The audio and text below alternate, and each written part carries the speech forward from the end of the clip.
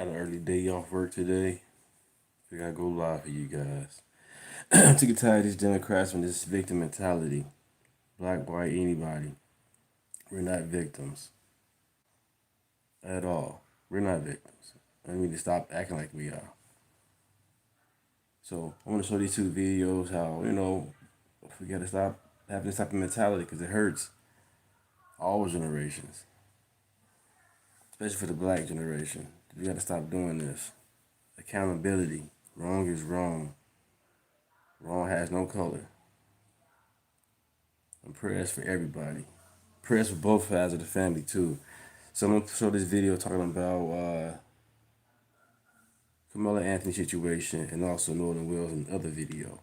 And how Al Sharpton and Ben Crump just, they race hustlers. They on bull stuff. They ain't really caring about the people. They just want the money. And keeping their name relevant. So check these video out. Or maybe it's just relief. Rest in peace, Austin Metcalf. God bless the Metcalf family. They have been through absolute hell. And the last thing they've needed was some additional stress with a new trial. Carmelo Anthony, his request for retrial has been denied.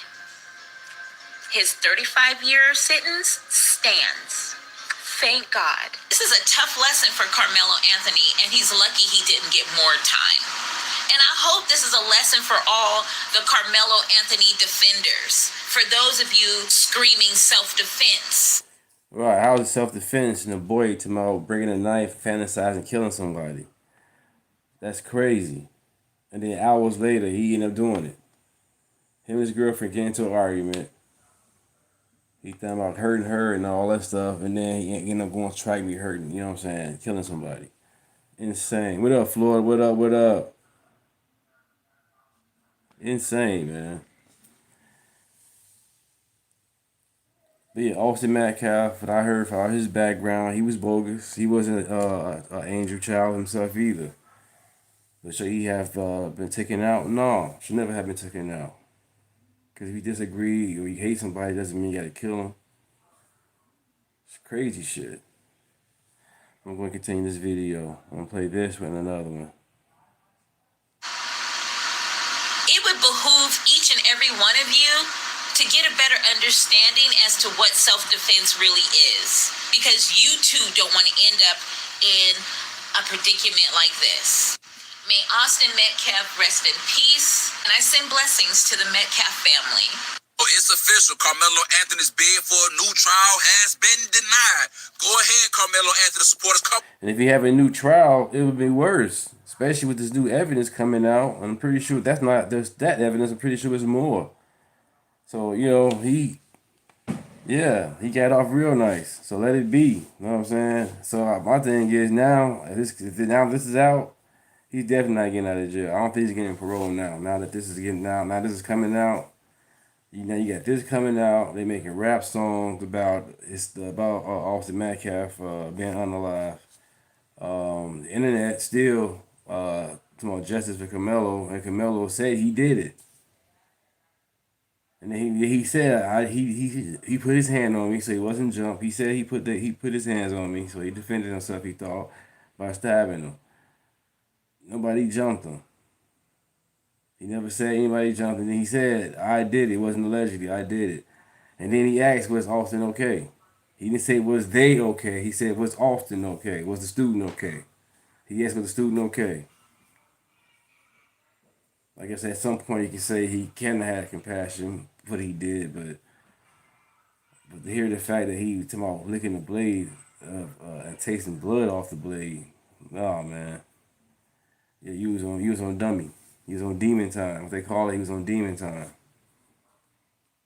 Come on with the excuses. Go ahead and blame white supremacy. Go ahead and say the judges were corrupt. Go ahead and say Carmelo Anthony was railroaded. Go ahead and say Carmelo's attorneys. No problem, Florida. You know what I'm saying? I appreciate you guys. I'll be back tomorrow. You know how I go. Well, on the side with the judges, we ready to hear y'all excuses. Y'all hopped on social media and said. I want to show these two videos for today. You know what I'm saying? How as black people or just people, period, and to stop this victim mentality. Because it hurt us when it comes to us parents or just us individual or just people. Because we're not growing with this victim mentality. It's hurting us. We need to grow. And that's the problem. Nobody want to be accountable. Carmelo Anthony got the dream team. They gonna get this handle, and we gonna get that new trial. We gonna see. Well, we saw. And the judge said, no, he ain't getting that new trial. Let that boy go do that 17 and a half to 35 years, and then he'll get out and see his family. Austin Metcalf will never be able to see his family again. Go ahead with the free Carmelo hashtags and all this other nonsense that y'all want to do. It ain't gonna help the boy get out no faster. At the end of the day, Carmelo Anthony was wrong for taking somebody's life. Right, he was definitely wrong. And they keep on talking about, oh, he didn't have the jury. The jury wasn't black. There was black people. They said they couldn't convict him because he was black. So they're saying, waiting to get in, and then say, I ain't gonna convict him. They flat out told him that we can't convict him. So they're just waiting. Wait till the trial, then do your thing. So the idiots, you know what I'm saying, tainted themselves, how you want to put it. That's on them. So I'm saying the black people wasn't there. Black people was there. They just said they couldn't do it.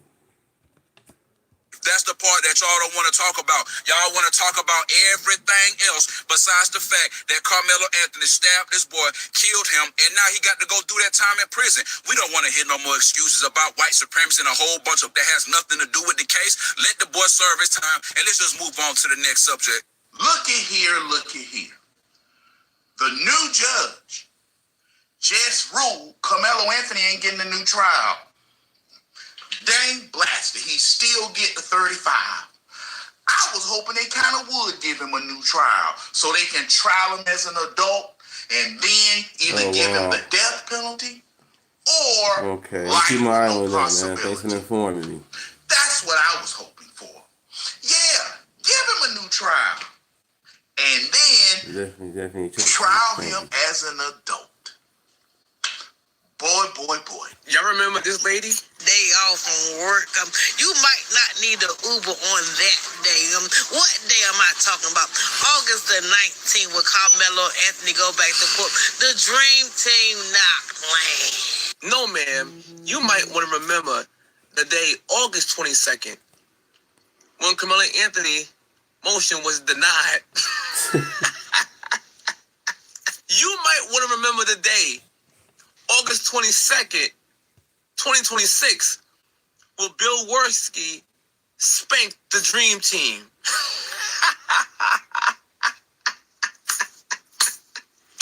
Woo! Bill Worski spanked 2 Dream Teams in a matter of 2 months. We should call Bill Worski Goku. Bill Goku, or Goku Worski, defeated the Ginyu Force.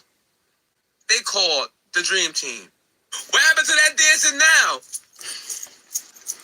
Right, everybody quiet. What's going on, everybody? That's where you gotta have, you know what I'm saying, facts over feelings, man. Sometimes you gotta be patient when it comes to this information, especially when it's a hot topic. Everybody want to jump on it, want to be the number one on it. It's okay to be not number one. Wait, be patient. If you want to be, you know what I'm saying, out here with this information. Because this stuff is serious. You got people out here with mental illness, you know, take this stuff and they go with it wholeheartedly. And they kind of find out it's all lies. You got to be careful. Have heard Carmelo Anthony will not be coming home in the foreseeable future. He has been denied the retrial. I think to you're an saying, extent, Glory. I'm gonna check that out. I am kind of with the brother that said that he was hoping that he'd get a trial, just due to the fact that, hey, you got to learn a lesson, man. Leave well enough alone.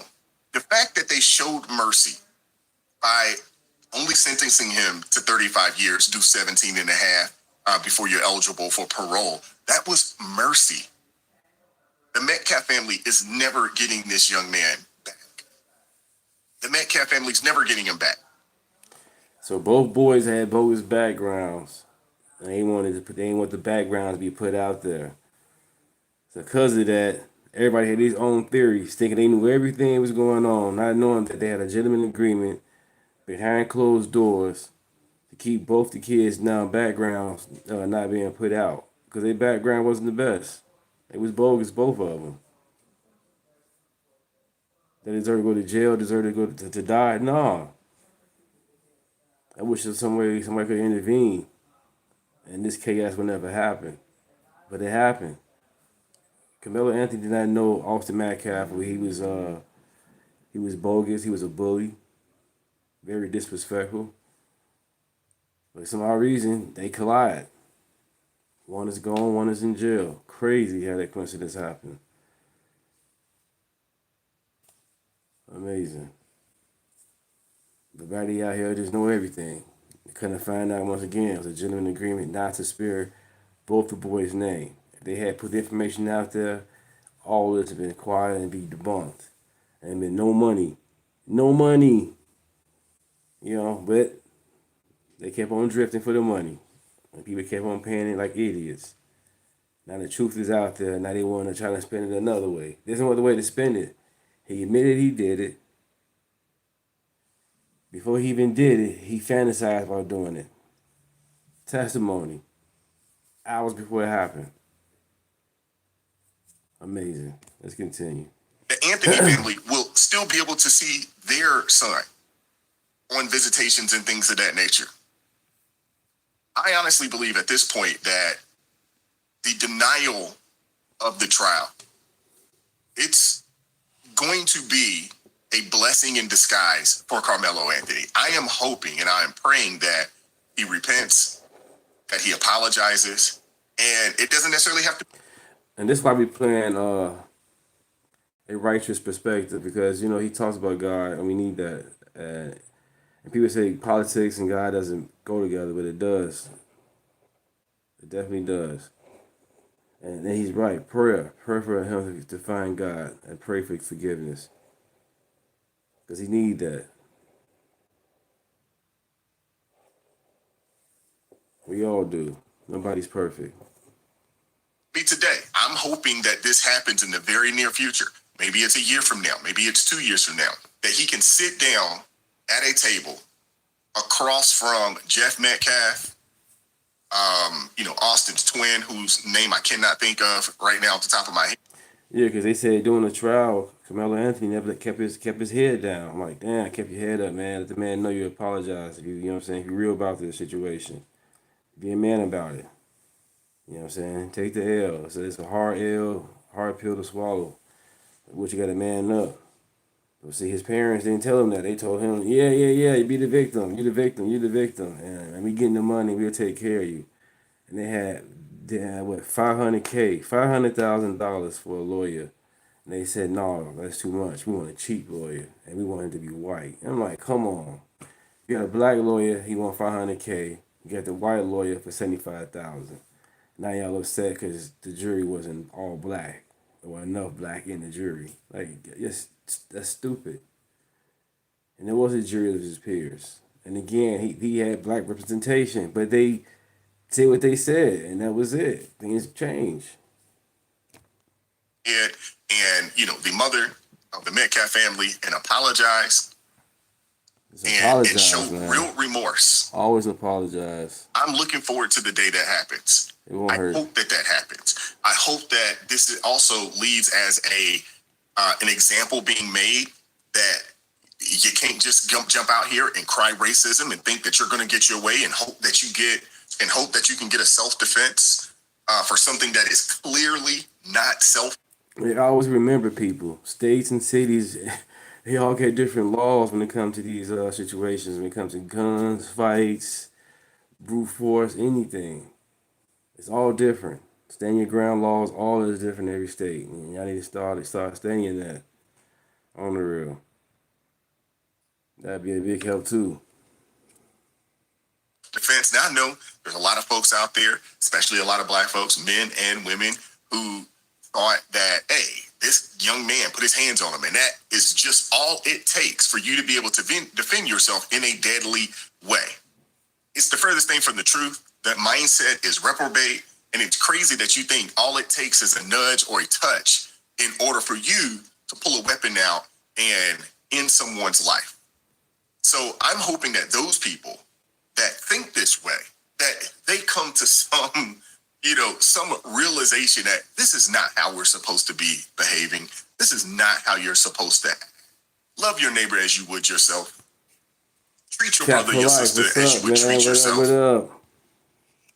Or as you would want to be treated.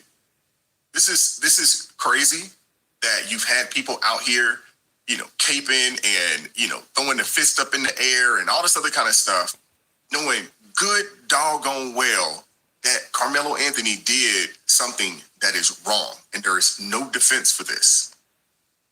And there was a reason why he didn't get put up on the stand. There's a reason behind it.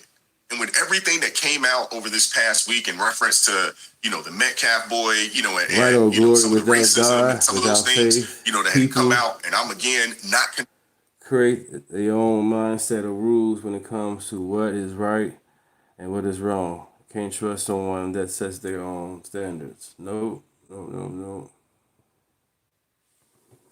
that. And then you find out the text messages and the things that Carmelo Anthony had been doing, and because they went way back, in both sides' history.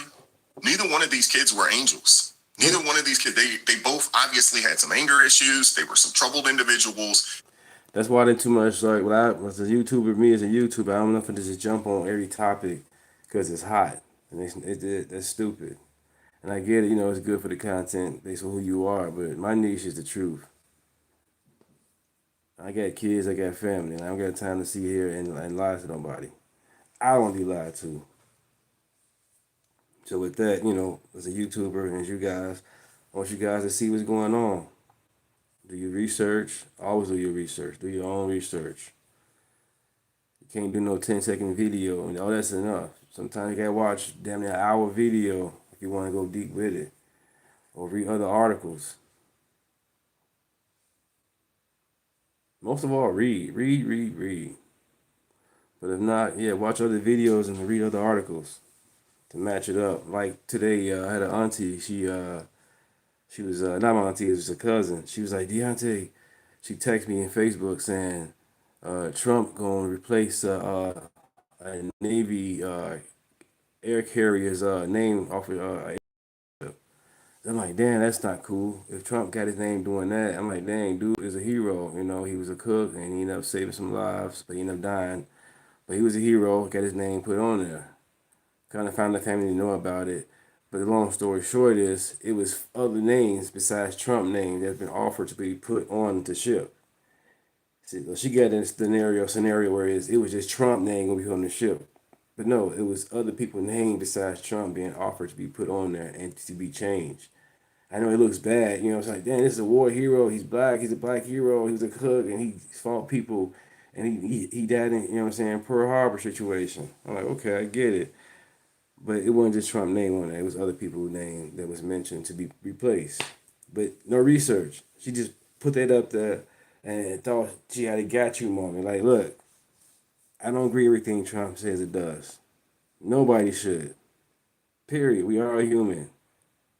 Facts over, Facts over feelings. But yeah, I had to show her.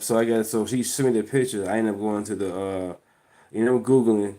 Took me less than 2 minutes and found the article from Hill and it posted and showed it to her. And after that, she ain't saying nothing to me after that. Nothing.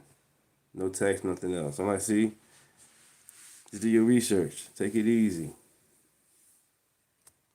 That just so happened to cross paths. One ended up in a casket, the other ended up in a jail cell. Based off of what we saw from Carmelo Anthony with the text message, if it wasn't this situation, it would have been another situation in the near future that would have led him down this path if he did not get his anger, and his, mental situation in order. This is a sad situation all the way across the board. It's something I've been saying for well over a year. This is a sad situation. These are two teenage boys that got into it over something that was so minuscule. That is a fact. Hit the like button, share the video, subscribe to the channel. Let's get into this. Anthony will now will not get a new trial after he was convicted of stabbing 17-year-old Austin Metcalf to death back in June. Anthony was sentenced to 35 years in prison. Let's go now to Max Gordon for the latest developments. Max, this seems like big news. What do you have for us? Hey there. Well, the new judge in this case, retired District Judge Michael Chitty, had until Monday to make a ruling, but it is now being reported that he has ruled before that deadline, denying a retrial in this case. Now, this comes after the original judge in Anthony's murder trial was removed from proceedings. That judge, Judge John Roach, said after the trial during a TV interview that the jury, quote, got it right when they delivered a guilty verdict, and there were questions about his impartiality. Anthony, now 19, was convicted in June of. And then once again, back to the whole BS, do your research. They made as if the judge was best friends with the parents and everybody with the AI photo op BS. And people went for it. See, I told you guys, they racist, they all connected. Picture had nothing to do with it, different timeline, and the people was nowhere near the same people that he was talking to, cool with as far as the judge picture. It just, people gotta do their research, man, get out their feelings. That's just sad. And everything's being debunked. Now they quiet.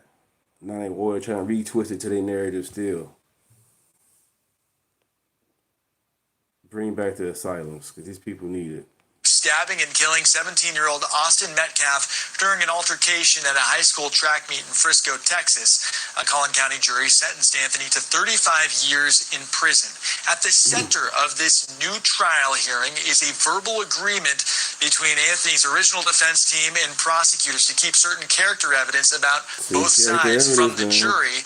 Now, at the time the agreement was made to keep from further inflaming the case, which was already boiling over with racial tensions and death threats. But during this retrial hearing, that evidence was being discussed, and that included allegations that Metcalf had used racial slurs in the past and bullied black classmates, and it also included violent texts from Anthony, including one which read, "When I stab SB, I'm gonna lick their blood off the blade." So some disturbing stuff right now, right there. But again, Anthony's motion for a retrial also argued that Anthony's Sixth Amendment right to a public trial was violated because of courtroom restrictions. But again, the defense's arguments clearly not enough to sway the judge. Carmelo Anthony, I didn't think he was really that bad.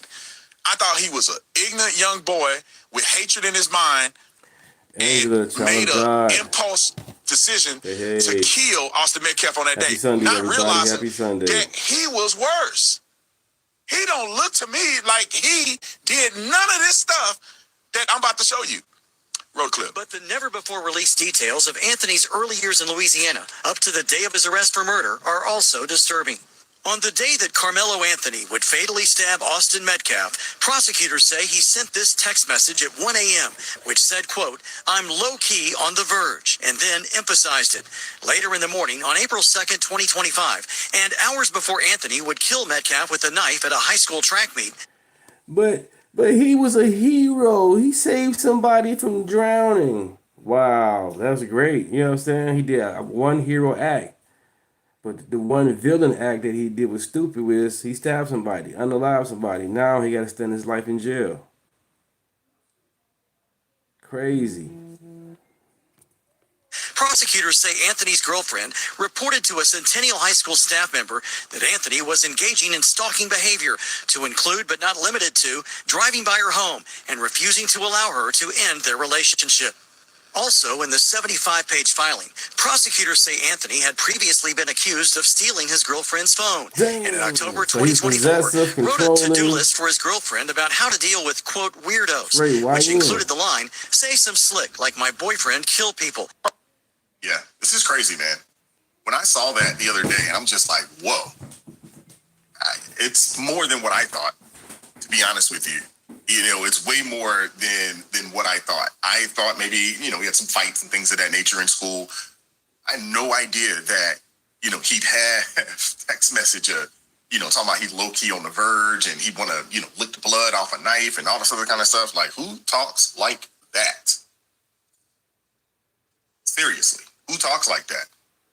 So for this information coming out, it was very, very damning information. On the flip side of that, the stuff that came out about Austin Metcalf, the bullying, the racial slurs and things of that nature.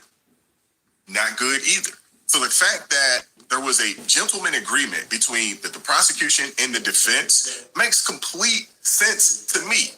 Hey, the prosecutor said, hey, we don't want to, scully the name of the deceased. And we also don't want this information out because we don't want to sway, the public opinion or the jewelry pool against Carmelo Anthony. Let's just keep to the facts of what happened that day. It makes complete sense. Now, you have people out there that are going to come out here and they're going to say he was railroaded, he didn't get a fair chance. But it sounds like, to me, based off of all the information that has come out, he got a very fair chance. And even though he was convicted, he actually received a pretty light and lenient sentence, especially in comparison to the fact that he could receive life or up to 99 years, which essentially is a life sentence. Pretty fair to me. But I know you got folks out there that don't believe that, and they believe that Carmelo Anthony is being mistreated here, like he did not take the life of somebody. And the reality of it is this. Although, Austin Metcalf's path, of showing, racism and, they got caught, with graffiti and vandalism, with some racist things. Carmelo Anthony didn't know that. And it's not a situation to where Carmelo Anthony knew that Austin had done these things in the past, and he said, I'm going to get him for that. They didn't know it. They didn't know each other. Right. And based off... That's what I was saying earlier in my conversation. It's just crazy how that both of them had negative backgrounds, and it led to straight chaos. One unalive and one in jail. Crazy. Crazy. So them parents should do better, and most of all, the kids should have done better. Should have done better choices. Get out your feelings. Everything that happened that day was all about feelings. Crazy. Off of the testimonies of a multitude of people there, both black, white, and Hispanic, there were no racial epithets being thrown. There were no racial slurs or anything like that being thrown at Carmelo that would give, the pro-blackity blacks out there the leg to stand on and say, well, he called him, an N-word, or he called him, whatever, and that's why he did it. None of that was said. And those questions were asked. But for whatever reason, you got folks out here that, again, they can't let well enough alone, and they can't believe that Carmelo Anthony got a fair trial. And they believe, the fact that you have people that believe that this dude should be out of prison. But the stupid thing about it is, I gotta say, because just right now, this morning, across my news feed, about let's say 20 people got shot at, and 4 died. No outrage, no news outlet, no nothing. It's crazy. No problem, Stuart. No problem. I trust you, man. I trust you guys as mods. You know what I'm saying? With me,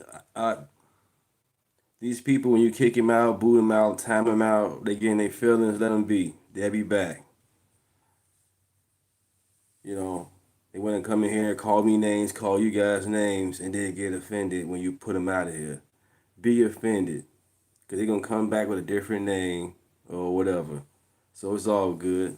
I trust you guys. Thank you. Should not even be in prison. Should have never did a day in prison. It's just, it's baffling to me, to be honest with you.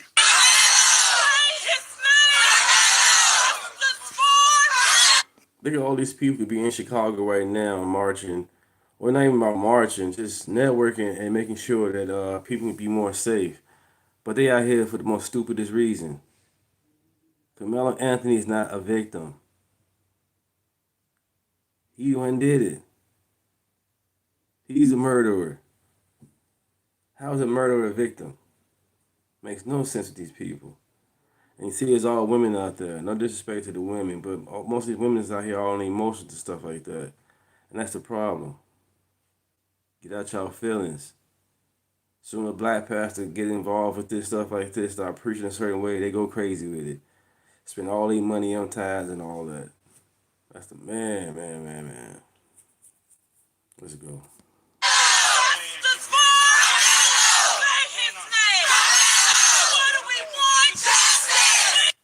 You got justice. Wow. This racist, they just denied Carmelo Anthony's trial.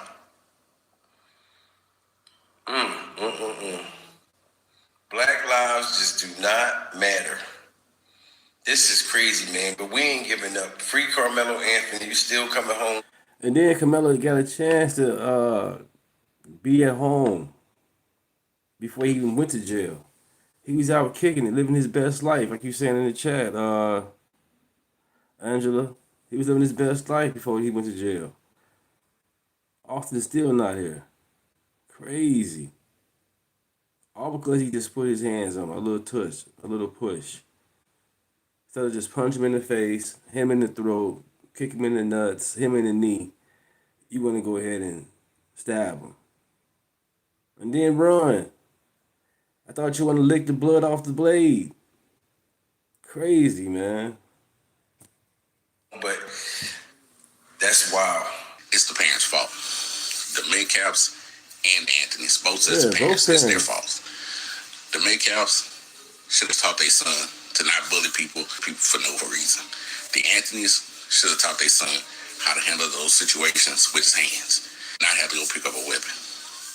Now, Carmelo was.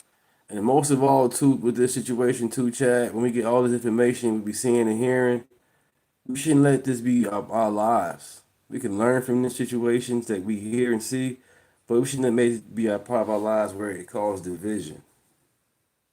We get all this information and then we just take it and it causes division. It shouldn't be that. Information shouldn't cause division. Railroad. No matter how you look at it, no matter what side of this is you on, whether you want to admit it or not, the kid was railroaded. But at the end of the day, the parents need to share responsibility in this, because once they teach their kids better. Now we in a world where two young men basically lost their lives. But on top of that, it's y'all too, internet people out there who make it a white and black issue. Right. If you don't make it a white and black issue, the news doesn't make it a white and black issue. And that's all it's been about. A black kid doing something to a white kid. That's all it's been about. It hasn't been about nothing. No nuance whatsoever. Because you know what? People don't care. They just want to choose their side and they just want to roll with it. But at the end of the day, it was tragic. The whole situation is tragic. And you should be praying for both families. You should have empathy for both families. But you know, this is America, and it always has to be a black and white thing for some strange and totally unknown reason, because that's the first thing people pick and choose to defend. Not what happened, not the fact that it was a tragedy, not that there are two families that are involved in this, none of that. It's just a black and white issue to some people, and that's sad. Is that not what's going on with the Nolan Wells situation? Nolan Wells lost his life. Some people say he drowned. We still don't really have an idea of what happened, but Ben Crump, Al Sharpton, they made this a black and white thing. Yeah. Carmelo Anthony did what he did, and Dominique Alexander, he made this a black and white thing. Those of us on this side of things, we said, hey, this is just two high school kids that got into it, and this thing went in a terrible direction. To me, it wasn't a black and white thing. I mean, this is Frisco, Texas. This is one of the wealthiest counties or cities in the state of Texas. These types of things don't happen in that area. The people that made it a black and white thing are, unfortunately, a lot of black folks. They made it that. No different than the Nolan Wells situation. God rest his soul. For whatever reason, anytime the races of people are different, you're going to get folks in there to try to make it a racial issue when this wasn't a racial issue. This was two high school boys getting into it over something that didn't make any sense. Carmelo Anthony easily could have just walked away. When he was asked, the 10th, 11th, the 12th, the 15th, the 16th time to get up out from under that tent, he could have did that. He chose not to. Now, based off of what we saw, from those text messages when he said, hey, I'm low key on the verge at 1 o'clock in the morning, that morning before he did what he did, that right there in itself it's like, hey, Somebody should have got a hold of him. When that information came out, maybe the parents should have got a hold of him beforehand. This is a tragic situation. The new judge in the Carmelo Anthony case has denied his appeal for a new trial, even knowing that the jury was not reflective of anyone that looked like Carmelo Anthony. Not one place does it say that the jury has to look like you as far as how much or how little melanin or age. It just says a jury of your peers, meaning people that live in the area that you live in. Typically, it's the county that you live in. Even after knowing that the gentleman's agreement that essentially didn't allow evidence that was important in the trial of Austin Metcalf being absolutely blatantly racist and problematic was not able to be presented, and it needed to be, and Carmelo Anthony was not allowed to testify on his own behalf in the trial because of this closed-door gentleman's agreement. Even though it's clear that the jury instructions actively worked against Carmelo Anthony's main argument, which was self-defense. But Carmelo Anthony's new defense team is not backing down. They said that this is not going to prevent them from continuing to make sure that there is justice in this case with Carmelo Anthony. Now, I know this is disappointing to many of us, but we need to continue to say Carmelo Anthony's name and advocate for him to get a fair trial at the very least. The trial was as fair as he could possibly get. The gentleman's agreement showcases that. The fact that they bring up Austin's past, but don't bring up Carmelo Anthony's past, in the sense of the gentleman's agreement was to help both, because the reality of it is the defense didn't have to agree to the gentleman's agreement. They didn't have to agree to that. When it's all said and done, this quote-unquote dream team, it's about the money, man. They're going to keep this thing going because as long as they can continue to get people to give money to that GoFundMe, to fund this, the lawyers win. The lawyers win. The only person winning in this is the lawyers. They're going to try this again. They're going to try to take this up to the next level. They're going to get denied again. But as long as those funds keep coming in and they can continue to collect, they'll continue to work because the money. These are the tap dancers. They don't want to see you get ahead. They want to keep you dumb. D.L. Hughley, Al Sharpton, Ben Crump, Don Lemon. These guys hate black people. These are the tap dancers. They don't want to see you get ahead. They want to keep you dumb, emotional, and reactive. Every time something happens, they run to the camera to sell you the same story. It's either rage bait, victimhood, or everything is racist. When will you see it? See, to them, it's never about personal responsibility or being a good father or working hard to build something that lasts. Al Sharpton's been doing this dance for decades, and nothing's happened. The black community's still broke and broken. All right, Ben Crump only shows up when the check's clear. Don Lemon and D.L. Hughley, forget about it. They just show up on TV and claim every disagreement is racist, just so that you never look in the mirror. They keep you emotional because an emotional man is easy to control. Facts. And a rational man is dangerous to their business model. Stop letting these professional victims keep you dumb. The plantation is mental now, and these are the overseers. The brother's absolutely right. And this victimhood mindset, this victimhood mentality should be studied. Here it is in America, the freest, most prosperous, most wealthiest nation to ever exist on God's green earth. Yet you have people out here telling anybody that will listen to them that they are victims and that they are oppressed. And I can appreciate Master P, who is self-made, started with 10 grand that was gifted to him from his grandfather. People always talk about, hey, you never get anything left down to you. What this brother did. And he turned that $10,000 into $100 million company. And he's telling people, you can go do it too. You can make it happen. You got to put your mind to it. You got to be willing to put the work in. And most importantly, you can't do this being a victim. We're going to get into it. Hit the like button, share the video, subscribe to the channel. Let's go. Somebody look like us, say, hey, how come we don't own our own tennis shoe when Nike started out of their garage? Like, Phil Knight started out of his garage. And I tell people all the time, look, it's not about a color. Like, think about it. Even though when I help black-owned business, I'm doing that because we at the bottom of the totem pole. But we want to create product for everybody. This product is for everybody, blacks, white, Asian, Latino.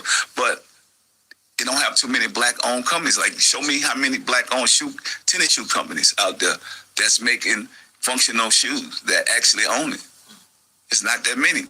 That's the problem. Yeah. So when I find a problem, my passion get like, I need to do this. I got to show the world. In the food industry, I realized that we didn't have enough healthy alternative foods for us. So I found a problem. I created Miller Family Food. I said, well, I got to make healthy alternative food, snacks, everything. Is that based out in New Orleans? Yes. Okay. Yes. And so I was inspired by going to Tulsa, Oklahoma. And, in the Black Wall Street in 1920, what happened to our people, and it's like you had so many successful, rich black people, and it was burned down. But I met this guy that owned a grocery store called Oasis. A.J. Johnson. Yes. Yeah. And so I'm like, you know what? I'm going to put my food in your grocery store, and I'm going to support you. We support all these other companies. But why not support Oasis and AJ? He's doing good stuff in the community, and what you know about that store, as I've been down there, is that the predominantly of that area that's white is poor individuals. Yes. And so I love the work that he's doing. But when you think about, again, being yourself, what's been the biggest surprise of the stardom? I mean, you've been in this game for a very, very long time. What's been the biggest surprise about it all? Our own culture don't believe that we could do it. Because that they just don't get it. They're like, how you could do this?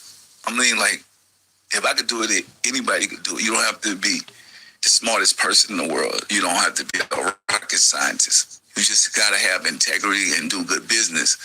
And these doors will open up for you. Yep. Building great relationships. And I think that's the biggest thing for me, trying to get that negative mindset out of our culture, because they still going back to, oh man, slavery, they did us this. And I'm like, you still harping on that, man. I never harped on that, because I can't change the past, but I can change the future.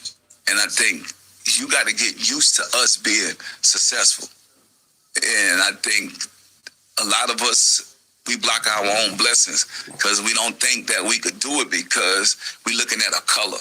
So, I mean, Muhammad Ali was a guy that, and I loved, like, his story, because he didn't care about that. He just wanted to be around good people, but he did represent for the culture. Right. And I want more African-American owned tennis shoe companies. I don't want this just to be me. I want so many different product brands owned by us, but making it for everybody. Just think about it. When other cultures make products, they don't make it for them. They make it for everybody. Yep. And so I want that mindset of our people. If I could change that, that's the way we're going to bridge the wealth gap. What's been the biggest negative surprise of it all? The biggest negative surprise of the stardom? Our people can't work together. Think about when I go down Rodale Drive and see all these stores. They're owned by all the same kind of looking people. None of them fighting. None of them caring about what each other have or got. And I love that. I want to see that for our culture and our people. That's why I fight to educate our culture and our people. Because we got to get on that page. Like, if we get on that page, we're going to be dangerous, because we spend $1 trillion a year. 2.1 trillion. 2.1 trillion. Think about it. And we don't own nothing. And that's not because you don't have the money. You don't have the mindset. And he said it. Yeah, black folks won't support black folks. My wife owned a small business out in Maryland, and majority of her customer base were people that did not look like her, or blacks from other countries. She did a lot of work with, the Africans, folks from the continent of Africa. She did a lot of work with the Jewish population out there, a lot of work with the Asian and Indian population, but folks that looked like her wouldn't support her business for one reason or another. I'm not going to speculate as to why, but that crabs in a bucket mentality, it still exists. And you have to purchase and buy all the things that they want. But will cry, still get out, cry, boo-hoo, whine, and complain about reparations. We just watched $1 million be raised for Carmelo Anthony, a person who committed a heinous act. We just watched $1 million be raised. Dollars could have done for young, up-and-coming, aspiring entrepreneurs, or just entrepreneurs in general. Think about that. That could have been that $1 million that was raised for this individual. That could have been, $200,000-$300,000 grants for a business. It could have been, $40,000, $50,000, $10,000 grants for a business. Think about this. No problem. So it's not a situation where, folks don't have money. That's not the case. Folks don't utilize the money properly. And even Umar Johnson said that. Go down your social media feed. Does it look like a black American? Thank you, guys. Thank you, Cap. Thank you, Robbie. Thank you, everybody in the chat. Appreciate you guys. Thank you. Thank you. America's in a crisis. Go down your YouTube. Does it look like black America's in a crisis? Right. Go through your Twitter. True. Go in. If you did not know how racist America was, and you went to black Twitter, black Instagram, black TikTok, black Nothing YouTube, important there. Could you tell? No. Don't it look like we live in the best times of our lives? Because black people are like overgrown children. Slavery arrested our psycho-political development. Now, I'm going to disagree with them on that. Slavery did not arrest, because Booker T. Washington, and we're going to get into that here in a little bit, Booker T. Washington was trying to give folks the game, but people chose the W.E.B. Du Bois route because they thought it was the easier route. Booker T. Washington was saying, hey, get it out the farms, get it out of starting businesses, own land, start schools, so forth and so on, and assimilate that way. W.E.B. Du Bois said, no, just go get an education and assimilate through, gaining, all this education that you don't necessarily need, that even folks today still can't use. The mindset is off. So when he talks about the arrested development, I don't think it's an arrested development. I think it's poor spending habits. And a lot of it has to do with people being given poor information. What do children do? They spend their money on the things that they like. Right. And they beg their parents for the things that they need. Is that not black America? $2 billion on Air Jordans every year. You're right. $4 billion on liquor, $30 billion on hair and beauty, nearly $1 billion on chicken, turkey, beef, and pork, multiple billion on video games, multiple million on children's cologne. But half the black boys in America in 4th grade can't read on their grade level. That's a fact. Half the black boys in America in 8th grade can't read on their grade level. But we spending $21 million on cologne. I don't excuse nothing another race does to my people. Because as a human being, you should be able to practice decency, whether you're dealing with a billionaire or somebody who's dead, broken, homeless on the street. Sometimes, this guy, he be like way off the stuff. But sometimes he be right. They say a broken clock is right twice in a day. You understand me? Definitely. But we have to look in the mirror too and look at how we make it easy for people to disrespect us. Because how does a people in your condition have the time to engage in this type of tomfoolery over here? Yeah. If I'm Chinese looking at black America, how do I make sense out of this? Right. Y'all can't care about yourselves, because as much as you talk about reparations and as much as you talk about the next presidential election, look at the money you waste. Imagine a Korean walk into a black community meeting on reparations. A Korean, and stand up and say, can I ask y'all a question? Why y'all in here arguing over reparations when y'all done turn my people into $1 trillion nation? Nobody wants to hear that. And I'm sure you got folks shouting Umar down. As long as he's talking this power to the people, fist in the air, coddling your feelings and not chastising your bad decisions, your poor spending habits, you're okay. As soon as he starts keeping it real with you, folks got everything to say, no different than when it came to Master P. And what he said earlier in this clip, I want to show, because there was a rebuttal, because there were people online that got in their feelings, about what Master P had to say, and his name's Master P, but his real name is Percy Miller, but about what he had to say. And they were upset so much so that he had to come out and make an apology video, which is outrageous to me. What's up, y'all? For the ones in the back that came here, stop making them false narratives. I love my people. When you talk about slavery, our ancestors been through so much, and we're not going to forget it. You know what I'm saying? But what I want to tell y'all is, even though we're going to always be aware of it, but we have to do something to bridge the wealth gap. That's what I'm saying. We can't change the past, but we can change the future. And we're going to constantly fight and educate our people. But I want to let y'all know, Apple is making $32 million an hour.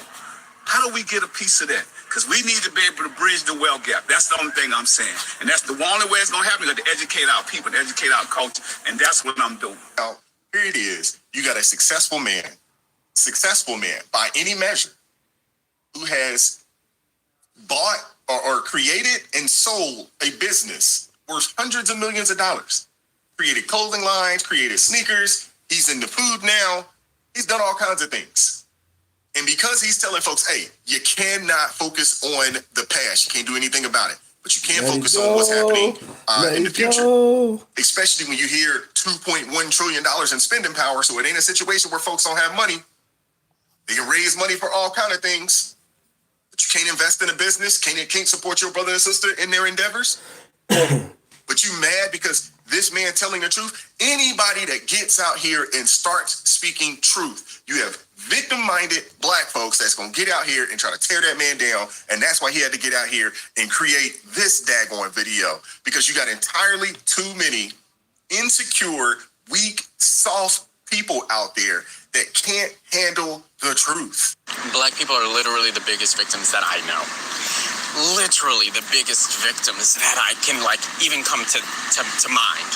And our group of white people can't get on a train where there's a black person without it being this terrifying experience. Black people of today have not been in Jim Crow.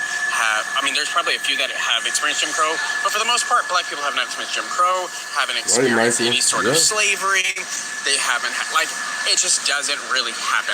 There are the nuanced anomalies in which it does, but for the most part, 95% of black people are not experiencing oppression. You live in America. I hope that gets in your head. He's absolutely right. The majority of people aren't experiencing oppression. You're experiencing making poor decisions, whether it's having children too early out of wedlock, multiple children by multiple women or multiple men, not taking your education seriously, not investing in the proper things, not investing, in starting business, not spending the time to learn how to invest, to learn how to create. There are so many problems out there. If you really want to be wealthy, find a problem and go solve it. Find a need and go fulfill it. That's what Master P was talking about. But you have so many people out here looking for something for nothing. You're looking for a reparation check when you've never actually been a slave, nor has your mother, nor has your grandfather. It's the craziest thing ever. But yet you have people that come over here from other places, start with nothing, and lap folks. You can't make it up. But Booker T. Washington tried to give people the game. And even to this day, you have black people calling him a sellout. We should have listened to the warning of Booker T. Washington. Black Americans were doing best in this country before the civil rights movement of the 60s under Martin Luther King. We were thriving and prosperous in the 20s, the 30s, the 40s, and even the 50s under the leadership of men like Booker T. Washington, and under this type of leadership and ideology, which was actually Republican ideology because Booker T. Washington was a Republican, Black Americans built prosperous economies in cities all around America where we owned the land, we owned every house and every business on the land. These were known as the Black Wall Streets. You're probably familiar with that term. Well, this just wasn't one place in Tulsa, Oklahoma. These Black Wall Streets were all around America. When black people were not focused on what the government can do for us, feeling inadequate and feeling like we can't get ahead, we were focused on what we could do for ourselves. Booker T. Washington must have been a prophet because he released a warning of something that he seen coming. This warning was about the worst threat to what Black Americans had built for themselves. There is another class of colored people who make a business of keeping the troubles, the wrongs, and the hardships of the Negro race before the public. Having learned that they are able to make a living out of their troubles, they have grown into the settled habit of advertising their wrongs, partly because they want sympathy and partly because it pays. Some of these people do not want the Negro to lose his grievances because they do not want to lose their jobs. Does this type of warning, this type of message, and these type of people sound familiar? Because this is exactly what took place in the civil rights movement in the 60s. This was the message that was being pushed by black leaders, namely by Martin Luther King. America freed the slaves in 1863, through the Emancipation Proclamation of Abraham Lincoln, but gave the slaves no land or nothing in reality, and as a matter of fact, to get started on. And so emancipation for the Negro was really freedom to hunger. It was freedom to the winds and rains of heaven. It was freedom without food to eat or land to cultivate, and therefore it was freedom and famine at the same time. And when white Americans tell the Negro to lift himself by his own bootstraps, they don't look over the legacy of slavery and segregation. I believe we ought to do all we can and seek to lift ourselves by our own bootstraps. But it's cruel just to say to a bootless man that he ought to lift himself. I said I'm going to play 2 videos in the beginning. I'm going to play one more after this one. Then I'm going to go tend to the house. Up by his own bootstraps, and many Negroes, by the thousands and millions, have been left bootless. Like, share, and subscribe if you haven't already. Thank you guys. Like, share, and subscribe. You see, these successful and thriving black economies were destroyed by white mobs, and the white mobs were a part of the Democratic Party. They destroyed the black independence and black self-sufficiency, only for a few decades later for Booker T. Washington's warning to come to pass, and for MLK to push this message that will cause black Americans to realign from the Republican Party to the Democratic Party. Which is still happening to this day. And it's no longer Martin Luther King and Jesse Jackson, and now it's the Don Lemons, the D.L. Hughley's, the Al Sharptons, the Ben Crumps, the Angela Rye's, the Tiffany Crosses, the Dominique Alexanders, the Ibram X Kennedys. The list goes on and on, because this race hustle industry is a multi-billion-dollar industry. All of these people are millionaires, multi-millionaires, telling other black folks that you can't make it. Don't even attempt to make it. Here it is. The president offers the Trump accounts for young people. If you have children that are born, from, I believe it was 24 or 25, if I'm not mistaken, January 2025 upwards into January 28 or the end of 2028 or whatever the case may be. And you have folks out here, you have black folks out here saying, hey, telling other black people, don't get those Trump accounts, which is the craziest thing ever. It's a free $1,000 and you're telling folks not to get it. It's a grave decision, that people are going to kick themselves for if they choose not to get it.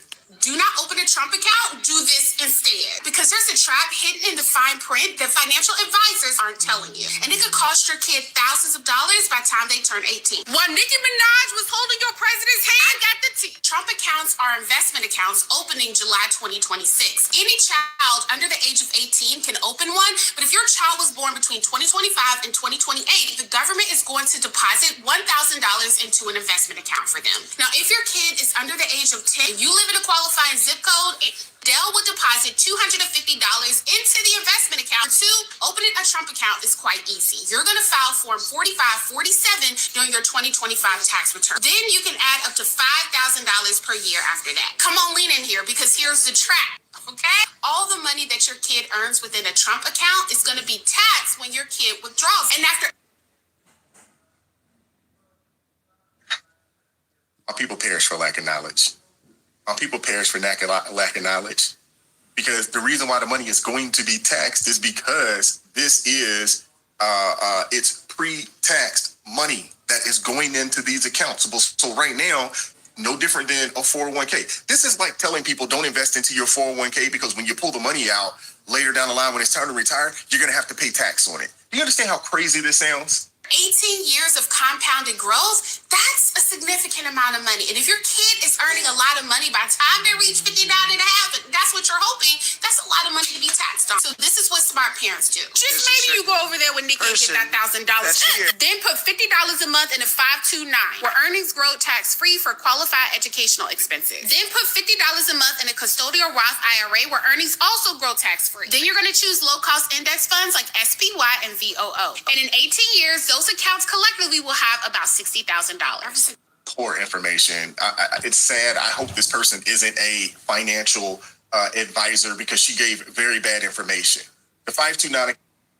Yeah, it's a little update. So this is 4 hours ago, Chicago, ABC, Chicago, Channel 7 News. At least 17 shot, 4 fatally in the weekend gun violence across Chicago. Again, 17 shot, 4 fatal. Crazy. Where is the outrage? Where is Ben Crump? Where is Black Lives Matter? All of them. Where they at? And you know it's black on black. Sad. Account can only be used for college. That's a no-go for me because I'm not advocating for kids or for you to send your kid to college. The other fund that she's talking about is after-tax money. You're still going to pay tax on any gains that it makes. It's just the capital gains opposed to, the larger tax. You're still going to pay tax on the money as it makes money because what you're doing is you're investing money post-tax. Meaning you got your paychecks, you've already paid tax out of that paycheck, and then you put that money into that account. But yeah, get rid of as Brandon it Johnson. grows, The man's which trash. it will, you're going to pay tax on the money that has been that has grown. Raise property I don't understand taxes. these people for telling folks not to go out and do this and take the $3,000. I don't get it, but this brother understands it. Stressed after hearing about this because millions of parents are turning down a $3,000 for their kids simply because they don't like the name on the account. Because data shows that 26% of parents are opting out of their Trump accounts. Look, I get it if you don't support the current administration. I'm not here to be political or tell you who to vote for. But what I am here to tell you is that it's going to be a very costly mistake if you don't do it for your child.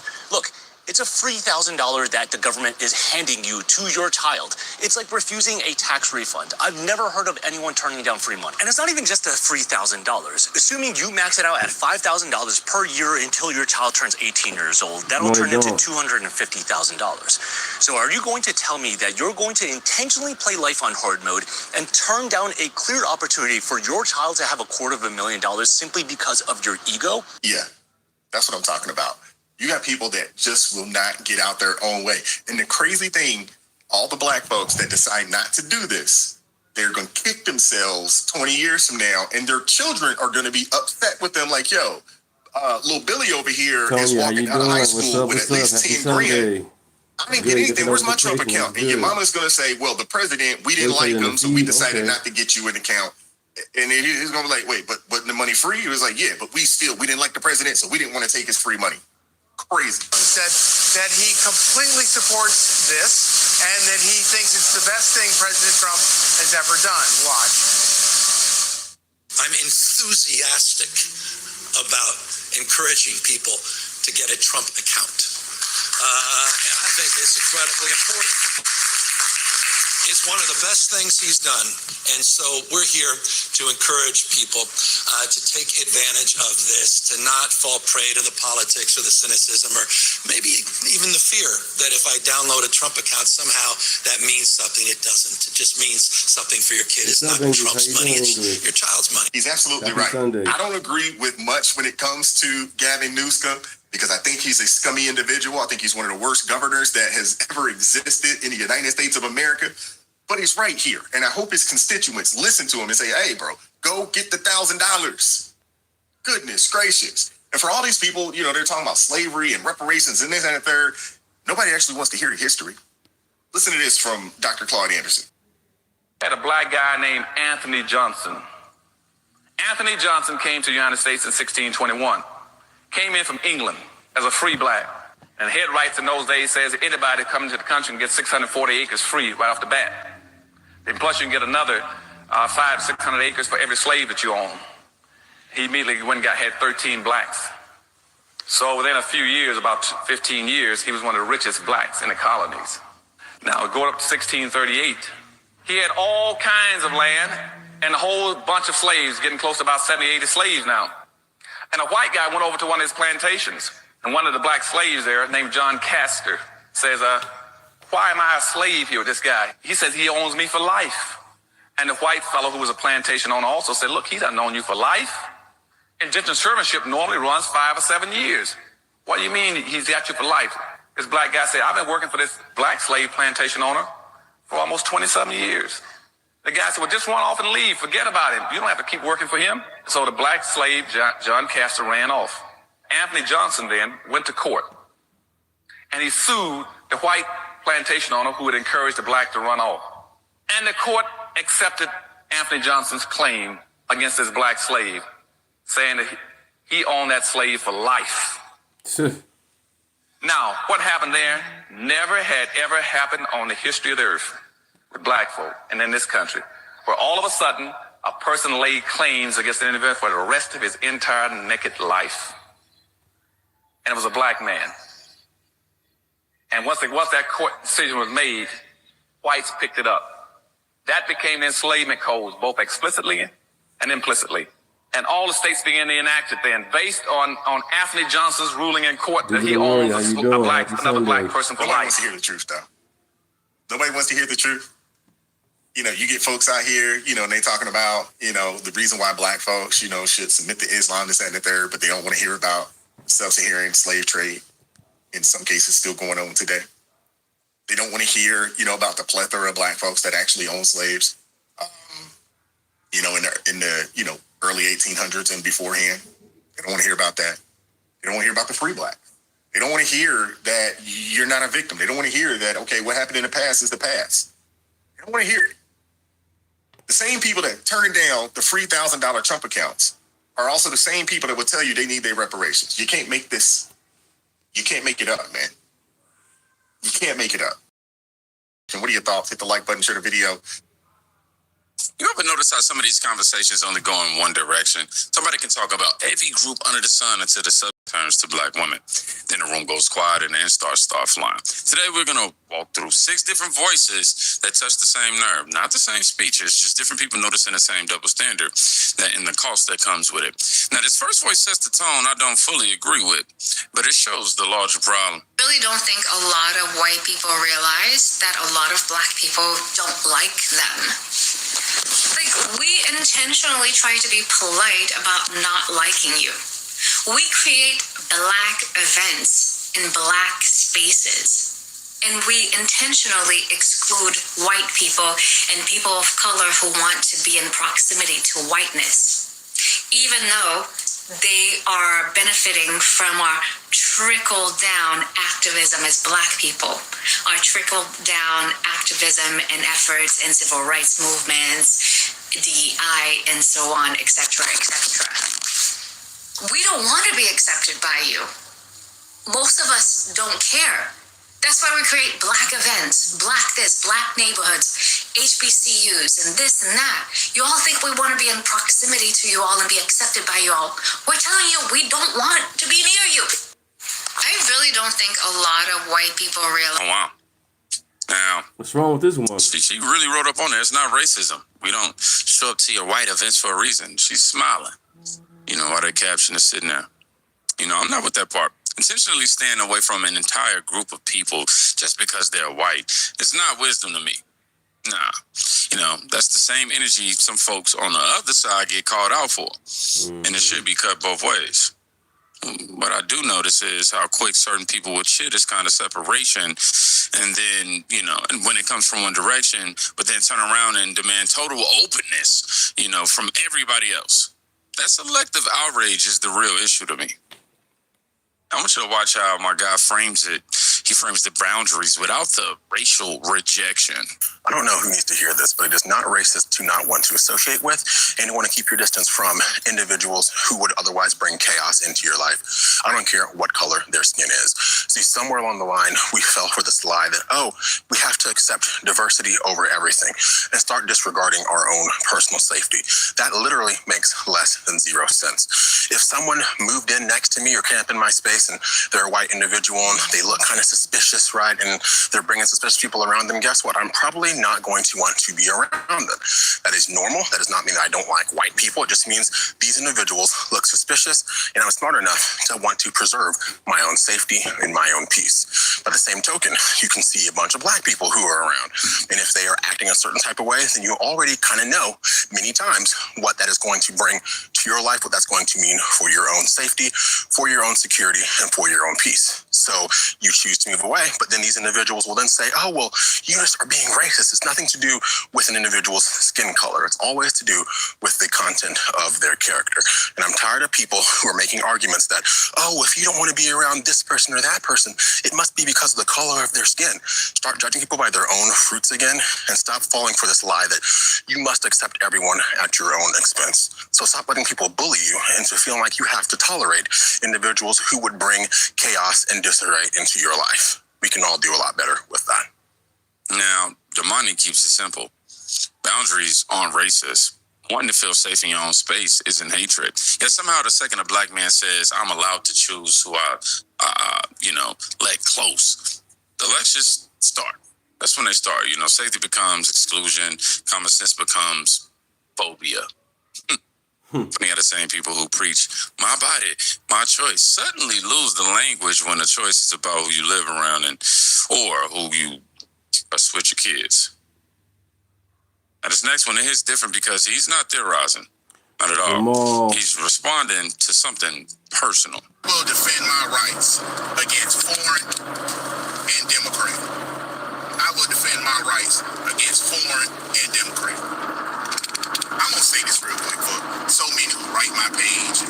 Jamal, always, you think them white folk care about you. You think them white folk care about you. They care about me more than blacks. Let's go on and tell the truth.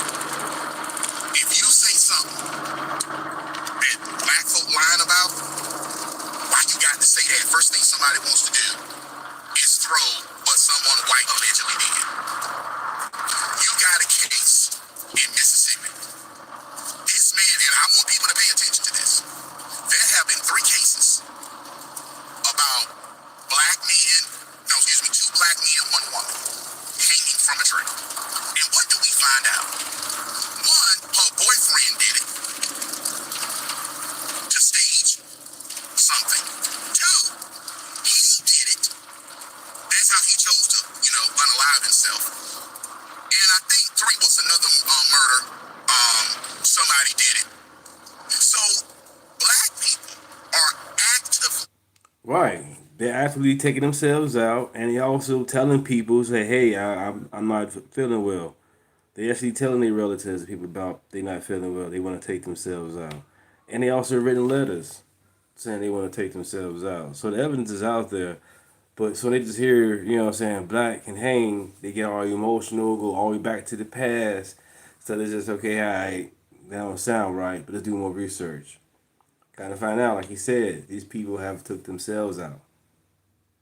Nope, and half the time when it happened, nobody was around when it happened. It had to be seen on, it was seen on camera. But do your research.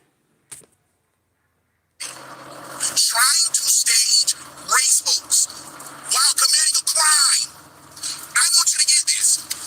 They want to make it so they can either get away with the crime or get a lesser sentence by taking other blacks and hanging them from a tree. Even when in committing suicide, you got to make it look like you can strike a blow against white people. What type of sane person does that? What type of sane people do that? And y'all still falling for whites. A lot of whites are still falling for. Oh my gosh, we know the history of Mississippi, the history of Alabama, the history of Texas. And to see something like this, I don't know why we have to come together and stop the hate. There was never any hate. It was someone doing a hoax that they knew y'all would fall for. And they know black folks, we ain't gonna use no reason and common sense like, huh? And when it happens, nobody goes out and apologizes. See, that's part of the problem. When these race hoax happen, nobody is forced to go out and apologize for them. People just move on to the next race hoax. Nolan, they went out on the water with all those white people. And so what? I got a friend who hangs out on boats and stuff with white people. As he say, he with some bad hotties having a good time. Nothing ever happened. He don't drink on the boat. And they don't have liquor stuff on the boat. Why? Because they know. Sick and tired of the race hoax. Start holding people accountable who give them, pass a law that when you do a race hoax like that, you get extra time. Yeah, add it to the hate crime. Yeah, man, no worries. I got to get my lighting together. But Jamal's in the car with no filter. He said, those MAGA folks care more about me than y'all. Then he goes straight to the, fake hanging stories and that kept circulating, every few months. When police evidence, mental health history, and video all point one way, and certain voices still insist it must be a lynching, that tells you the narrative matters more than the truth. Victimhood has always What's up, been, Dakota? and it What's just up? What's up, becomes the chat? What's up, product. everybody? Thank you, And product guys, for stopping by. they need, Appreciate how it. do I say, they always need restocked. I figure I'll show these 3 videos to you guys, you know, because it's need to wake up these people from being victims, because they not. You gotta break this mentality. We too old and too grown. We have not lived nowhere near slavery or anybody's war back then. We gotta do better. Yep, I just want to show these videos to you guys, you know what I'm saying? Because, you know, there's going to be some liberals going to be coming in, and I want them to check it out. Wake them up, break them down, and build them up right. Stocking. Now, he's not asking anybody to feel sorry for him. He's pointing out who actually shows up when the cameras are off. This is the one that matches the title, though. I had a conversation, and in this conversation, I asked a question. I said, who can critique black women? You can tell when you don't know black women, when you think you don't get the last word. Right, that's the whole thing about it. People like, follow your heart. No, it's Jesus. Jesus is us, is in us. So don't follow your heart, follow Jesus. People act like Jesus is like all scattered across the globe and all that over the universe. God is in us. You gotta look to heaven. You gotta look down to the ground. God is in us, you guys. God is in us. God is in control. There are no slaves. There are no victims. You know, Satan don't got no power. We got power over Satan. Did you guys know that? Read the Bible. Satan knows that. We got more authority than the angels. The angels protect us. We can call the angels, and you know what I'm saying? They can help us out. It's all in the Bible. Read. That was the question. It wasn't who can denigrate them, who can step on them, spit on them, and stomp on them. That's not my question. My question is, who can critique them? Hey, you gay, and even you know you can't get the last word from a black woman. You crazy? Well, yeah, I noticed that Tony was going live. I noticed that too. Some random guy speaks, and I noticed Euro and Travel, he was live. So I was like, shit, I'm just going ahead and wait. I'm looking like, no, I gotta go ahead and, you know what I'm saying, join in too and put my stuff out, put my channel out, show you guys what's going on. You know, I'll be back tomorrow, you know, all this week.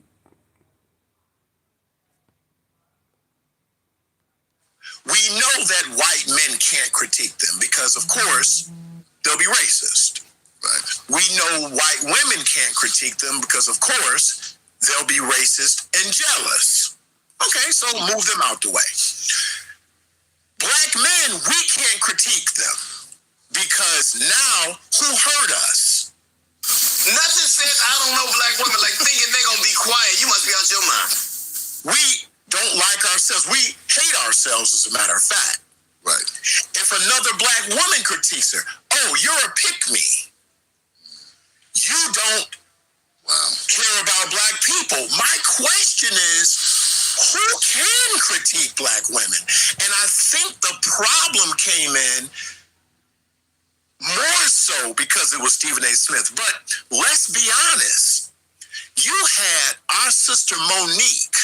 Because oftentimes I see our young, beautiful sisters out there and some of our older, beautiful sisters out there, and they have on these bonnets. They have on bonnets. Yes, he is. What is that? Like, when did we get to that? When did we get to that?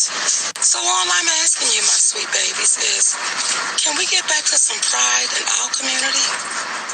Can we get back to self-loving and self-care? Critique black women in the most loving way possible. And they went after her. You had the beautiful Felicia Rashad make mention of things that need to be corrected that would be spearheaded by black women. They went after Felicia Rashad. And I think that when you wipe away who Stephen A. Smith is, it doesn't matter who would have said it. We would have been right here where we are today. I care about you. So give a damn about you. And guess what? Our babies are watching. Pardon the interruption. Now, that's the first take. Beyond the talking points. Okay, so Tim Black and Dr. Musa, they lay it out. White man can't say it. White man can't say anything. Black man gets dragged for saying it, and even, Felicia Rashad and Monique call he for speaking on black women. So who exactly is allowed to offer any criticism? Now, if the answer is almost nobody.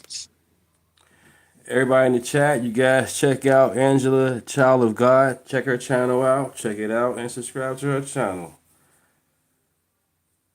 You'll like it. Good music. You love Jesus, you definitely love it. And why not love Jesus? He died on the cross for our sins.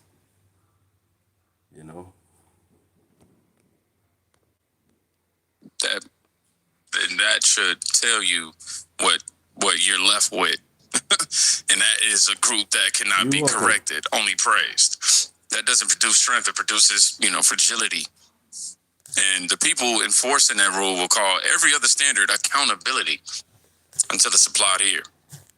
Now, I want you to watch the real world bill come due. And what leftists don't do is, and I saw this one time, and with the bald head lady, Ayanna Pressley. She represents that Roxbury area of Boston, and she went out there protesting with these people about this CVS closing down, the Walgreens closing down, and then she went in front of Congress and called it, some sort of racial disparity, and like you said, pulling on your heartstrings.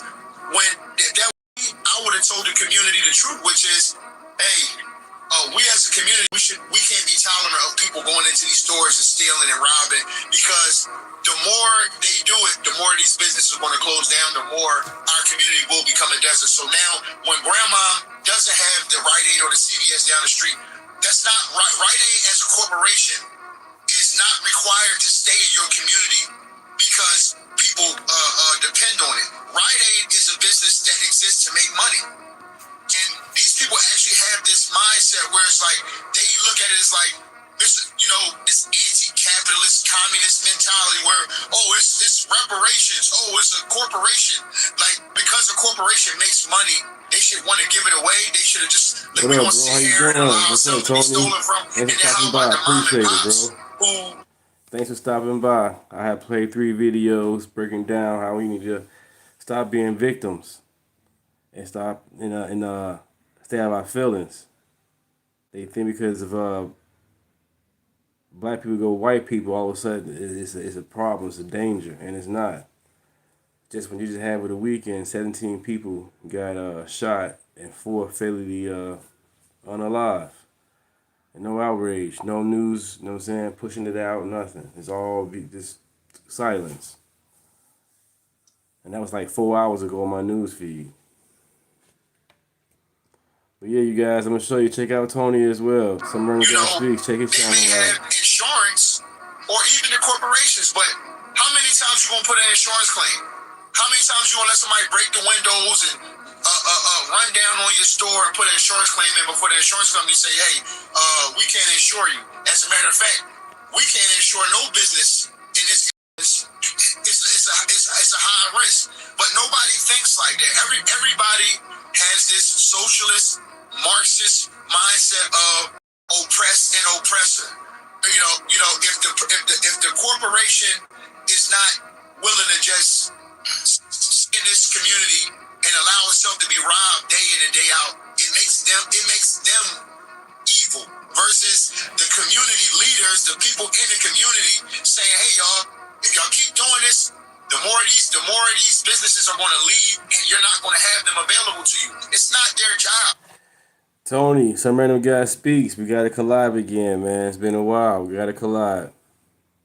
To stay here and serve you. It's your job to, whether it's a black business, it's a corporation, whoever, if you value that business, the community should protect that business. So Ricky's not guessing. Stores don't close because, I said stores. Stores don't close because of vibes. They close when the losses from theft stay higher than a profit for too long. You know, Ayanna Pressley and others still try to make it about racial disparities, if you will, instead of the camera showing the same people walking out with unpaid merchandise over and over. Corporations are not social workers. You know, they exist to make money, keep costing them money, and they leave. Then the same politicians who ignored the theft act shocked when a pharmacy is gone and And Chad, this is Angela's channel. Angela, Child of God. Check her channel out.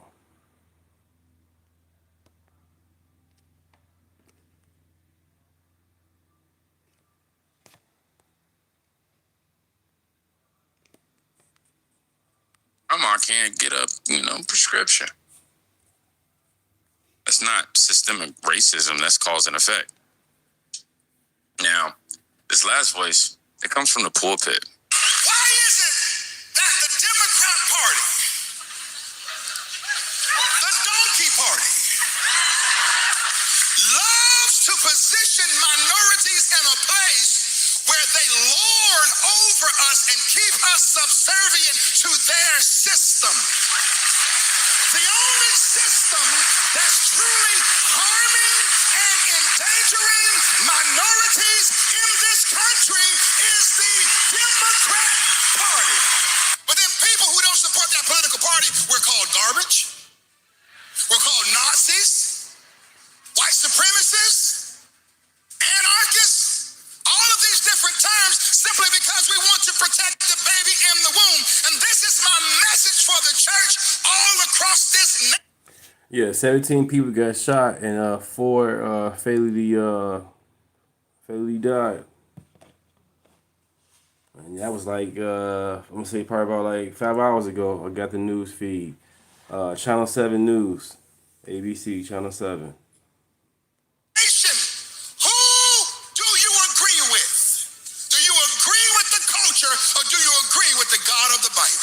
All right, y'all. Good morning, afternoon, or evening, whenever you're tuning in. I'm grateful to have you here, and we got a doozy today because you hear me dish out my 2 cents all the time if you're a subscriber, but you got to hear my brother in Christ, John Amin-Chukwu, and I hope I'm pronouncing that right. This man is a godsend that's always bold and courageous for the Lord, and he speaks up for the most vulnerable. He's a pastor, author, and an activist for innocent life inside and outside the womb. He goes around the country exposing these evil radical libs and the sick agenda that they keep forcing on the kids, and he defeats them with the truth of God's word. This is what a kingdom warrior is all about, and the definition of what I'd call gooder than chicken. I'll link the full sermon down below, and I highly encourage that you watch it when you get some free time, but I'm going to play a portion of it, then get my thoughts on the back end. Let's get it popping. And then I went to California.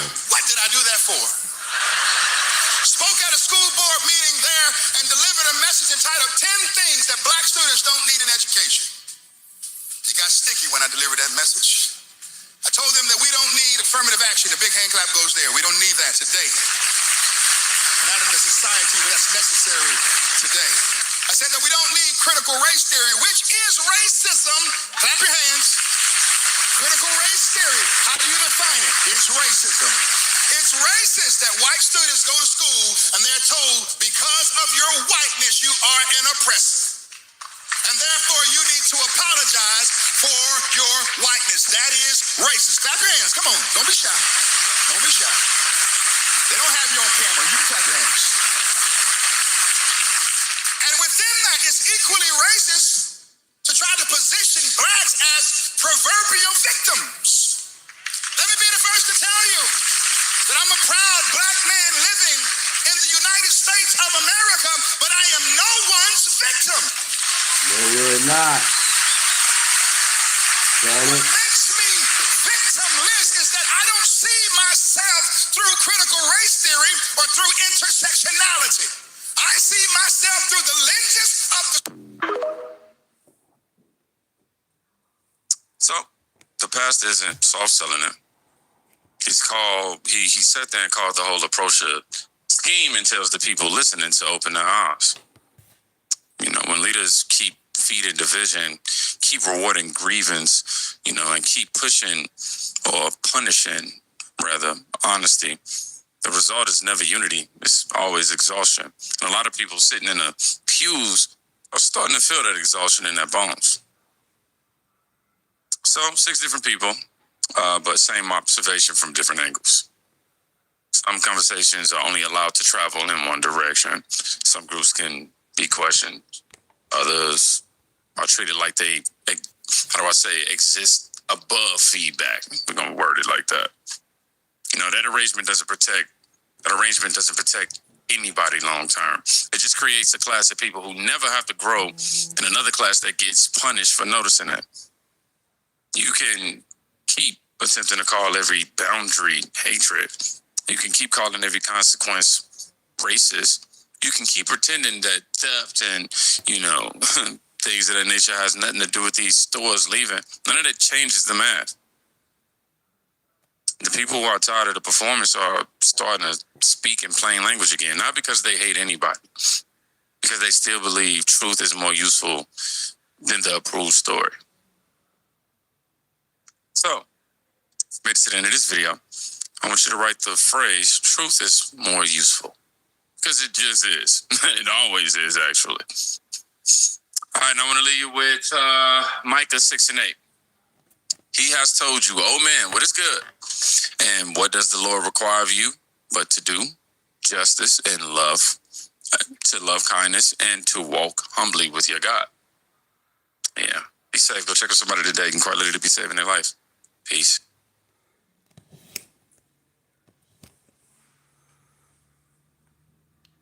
Appreciate you, Chad. Like I said, I got off work a little early today, so I figured I'd go live with you guys.